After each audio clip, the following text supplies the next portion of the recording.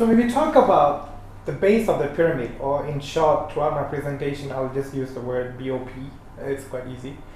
Now, we need to see where is the segmentation of BOP, but I'm also going to further segmentize the BOP market. So when we talk about BOP, we are referring to 5 trillion worth of a market which consists of 4 billion people. Now, this market represents a massive opportunity for social entrepreneurs and private sector firms to engage in ways that improve poor people's lives. Now, if you want to tap into this market, you need to assess this target market carefully, because the people at the BOP are diverse, different ages, poverty levels, and occupations, and use products and services in different ways. The more you know about your target market inside the BOP, the better you can develop strategies and offerings that meet their needs. One simple way is to segment them based on their income. Now, low income, between $3 to $5 a day, subsistence group, between $1 to $3 a day, and extreme poverty, about less than $2 a day. Now, let's look at the first segmentation based on income, the low income, which is between $3 to $5 a day. Roughly, the market size is of 1.4 billion people. Typically, they have some secondary education and the skills needed to enter the job market. Some work as construction workers, petty traders, drivers, or low-level staff in public and commercial establishments. Now, families in this segment often own consumer goods. They will probably have televisions, cell phones, bicycle to move around. This group of people, they strive for better education, better paying job, good housing, and healthcare. Next is the subsistence earners in different group. Their earning is just nice for survival, and roughly with a market size of 1.6 billion people. This group of people are poorly educated and low skill. Although they typically have some income as day laborers or temporary workers, their earnings are not steady. Many need improved sanitation, healthcare, and education. So the next segment we are looking at is the subsistence earners. So their earning is just nice for survival. Roughly, we are looking at a market size of 1.6 billion people. Now, these people are poorly educated and low skilled. Although they typically have some income as day laborers or temporary workers, their earnings are not steady. So many need improved sanitation, healthcare, and education. They can typically afford 1 square meal a day, but the nutrition content is often substandard. Without bank accounts or access to formal credit, they turn to money lenders for loans at horrible rates and are vulnerable to exploitation by middlemen. They need gainful employment and inexpensive items for day-to-day living. And finally, we look at the extreme poverty, the bottom 1 billion people. They lack basic necessities, sufficient food, clean water, and adequate shelter. Now, some live in barter economies. Others are bonded laborers. Now, women often have to walk long distances along non-secure pathways to even fetch water. Poor health, lack of nutrition, financial vulnerability, limited education, and they are excluded from participating in the market as consumers or producers. The lucky ones receive aid from non-profit and international agencies or government relief programs. Next, we can segment the BOP by its value creation role. whether they are consumers, co-producers, or clients. So I'm covering two parts here. One is segmenting them based on income. The other one is on the value creation role. Now, if you're looking at your BOP market as consumers, you can provide value by directly addressing their needs for services such as clean water, better sanitation, education, and credit. Now, before 1997, for example, many people in eastern Manila, in the Philippines, were not connected to the water system and were paying 6 times the municipal rates to buy low quality water from informal dealers due to the high prices in delivery costs.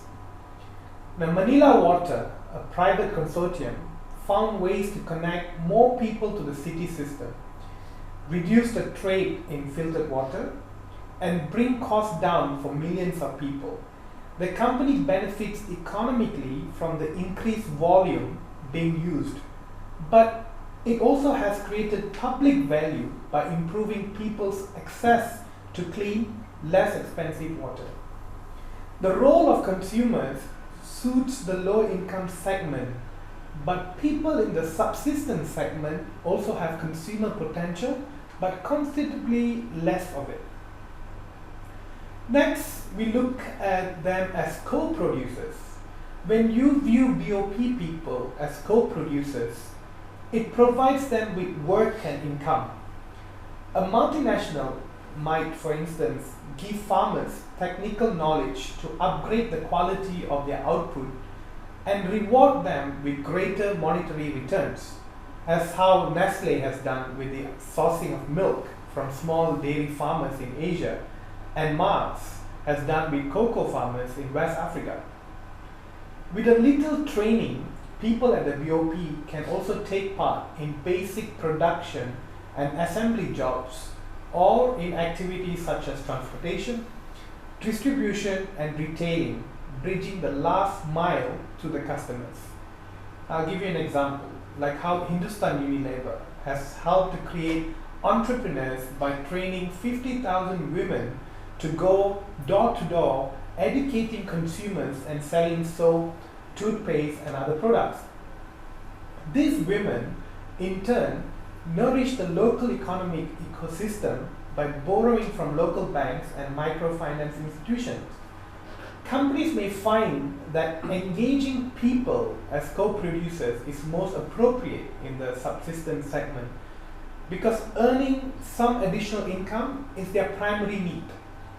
With this extra income, they can try to improve the quality of their consumption. Now, however, businesses also can and do engage people in the low-income segment as co-producers. For example, by employing them to make products for consumers who are higher up in the pyramid. Individuals in this extreme poverty segment are not potential co-producers because they are too difficult to access or don't have the necessary skills. Now, finally, if you're looking at BOP as clients, a significant portion of the people at the BOP, primarily in the extreme poverty segment, are most appropriately treated as clients. The reality is that they need agents, so to speak, to garner resources on their behalf. Now, the government can serve as an agent, as can a civil society institution, a community organization, or a commercial enterprise.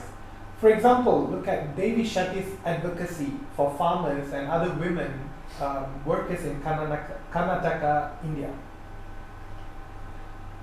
Engendered the Yashavini health insurance plan, which started with government subsidies. Patients covered by Yashavini are eligible for free care, but bureaucracy and poor management in public health system too often prevent people from getting acceptable level of service. The insurer become an advocate for the poor, negotiating for better service from public hospital. Now, those hospitals also benefits by receiving payment from Yashavini. Finally, let's look at the missteps at the BOP. Now, numerous companies have blundered by failing to understand the importance of bolstering the success of the BOP communities where they do business. They often assume that their responsibilities end once they have provided a needed product or service. Many microfinance firms assume they are doing the poor a service just by offering lower rates than the moneylenders do. They appear not to recognize that many of their clients, despite getting loans, have been unable to achieve a higher standard of living. As a result, the companies become scapegoats when customers face tough economic times. Equitas is one Indian microfinancier that hasn't been targeted. It has shown a commitment to social value by earmarking 5% of its profits for clients' healthcare, skills development, and children's education, and it has placed a cap on its profits. Now we can look at how to blend this commercial and social value. Back to the different types of segments in terms of income. In the low income segment, examples of innovative large-scale distribution strategies include M-Pesa's reliance on nearly 18,000 pop-up retail operators to deliver its mobile money transfer service in Kenya. Novartis' mobilization of more than 20,000 volunteer doctors to visit villages, examine patients, and provide medicines as part of its Arogya Parivar, healthy family program in India. And Hindustan Unilever's investment in its army of door-to-door saleswomen. All three strategies depend on the company's ability to provide incentives and support for the small retailers, doctors, and saleswomen who are integral to the distribution channels and by extension to the company's business models and newly created economic ecosystems. Now, if you look at in the subsistence segment, people often lack essential information about new products or methods and are reluctant to adopt them. Companies must create demand for entire categories of products. A good example is the water purifier. Hindustan Unilever's Pure can bring international water purity standards to millions of homes that have neither running water nor continuous electricity. But many consumers aren't fully aware of the health benefits of purification. And those who are aware have a ready alternative, boiling their water. That seems a lot more affordable than a $22 purifier. As is often the case in the subsistence segment, the access channel must play a role in generating demand. Hindustan Unilever relies on NGOs to both educate consumers and sell its purifiers. In the extreme poverty segment, where delivering basic services such as water, sanitation, healthcare, and education requires heavy investments, companies have little choice but to enter into public-private partnerships that provide guarantees on cost recovery, subsidies, and market exclusivity. Now, without the partnerships, opportunities for profits are few, even in the long run, because the needs of the extreme poverty segment are for the basics. Many people consider them fundamental human rights. A company should be careful to earn the community's trust by providing outstanding value, and that value should be the engine of profitability. I don't mean to make this sound easy. The base of the pyramid is a risky place for entrepreneurs and companies. Indeed, well-meaning, well-financed ones have failed, as Microsoft did with unlimited potential. That, unfortunately, has been the fate of many such corporate forays as shareholders become impatient with money-losing ventures.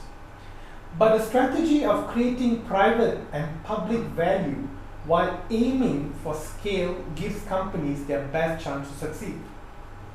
Commercial and social value are like two blades of a pair of scissors, and scale is like the tailor's deft hand. you must have all these three elements to slice through the knotty obstacles at the base of the pyramid.